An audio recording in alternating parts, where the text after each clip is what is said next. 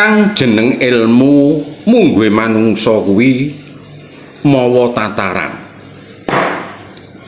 Tatarane ilmu kuwi sak tunda-tunda sak bilik-bilik anut marang kadewasaning jiwa dhewe-dhewe. Tataran kaweruh mahami ilmu kuwi manut teba lan jembare anggone entuk ilmu mau. Ibarate yen bocah sekolah mono ana kang isih SD, ana sing isih SMP, ana sing SMA lan sak piturute.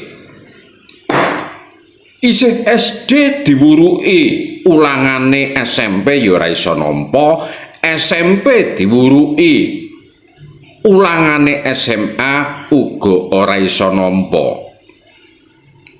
Mula kalamun padha bawa rasa bab ilmu mau kudu kang sak timbang marang bobote ilmu kang bakal kawedhar. Pepaline kalamun ora sak imbang lan sak bobot kuwi tundone bakal nuwuhake cerah cengkah dadi dardah pasulayan nimbulake bantah. Tuladane Semar iki kanthi tulusing ati mung pengin aweh pitutur ngandhani muruki ngelingake kang padha lali nggone padha materapake lumakuning urip ing bebrayan iki supaya padha rukun sing sayuk bebarengan nyambut gawe kang becik lan kang apik. Malah Semar padha diundhamana diarani sing diujar-ujari dicaci dimaki. Sing ujare Semar iki wong India, Semar iki ratuning iblis, Semar kuwi ilmune ilmu sesat, Semar kuwi menungsa sing ora duwe agama, Semar kuwi ngadu domba, Semar kuwi provokasi nyerang Islam. Lae. Rumangsane sing Islam kuwi dianggep grombolane ndekne dhewe apa piye? Lah, negeske Islam wae ora mudeng, kathik padha kemaki ucape. Islam kanggo alat nyerang wong liya, sithik-sithik Islam, saben-saben umat Islam.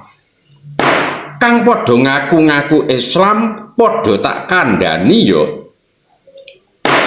Sadurunge Islam dadi agama, wong kene para leluhur Nuswantara iki wis Islam luwih dhisik jenenge ageman. Tegese durung agama ning isih ageman utawa kapitayan.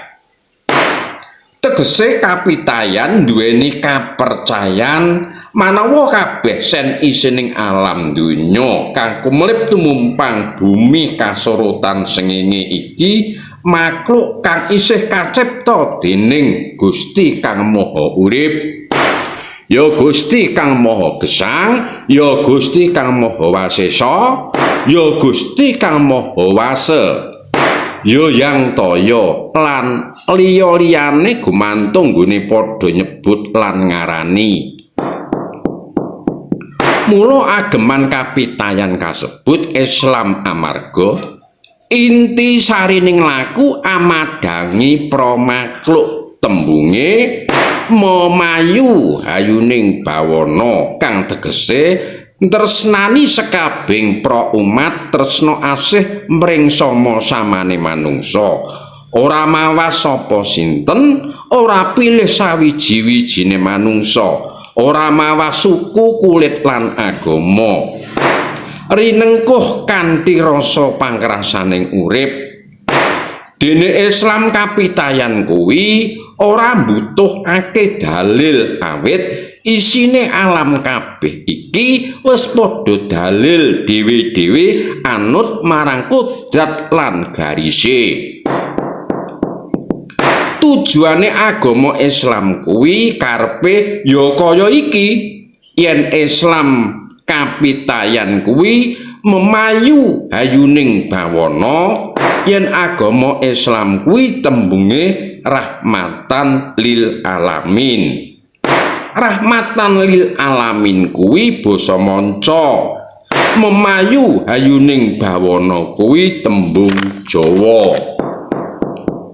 Mula yen ilmumu isih saka maca buku, ngeja tulisan kuwi ora bakal ketemu.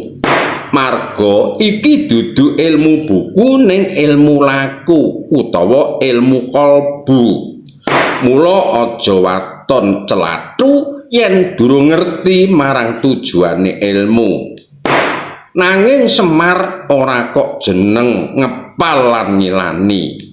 Sak boboting gurumu wae durung kinaruan yen ngerti marang tujuane ilmu iki.